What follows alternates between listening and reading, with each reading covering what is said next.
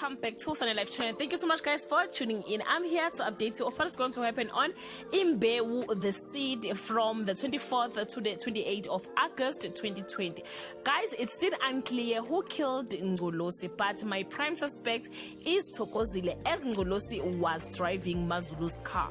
Let's get back to business. On Monday, Thokozile leaves Kamatotela to deal with Mpanza alone.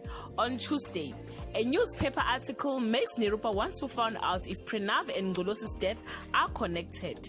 On Wednesday, Nkululeko reveals a shocking video to the family that Ngolosi left behind before he died.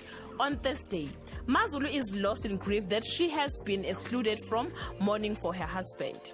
On Friday, Ngolosi is laid to rest and Nkululeko stops Itulelo's speech by threatening to hang Mazulu's dirty laundry out in public.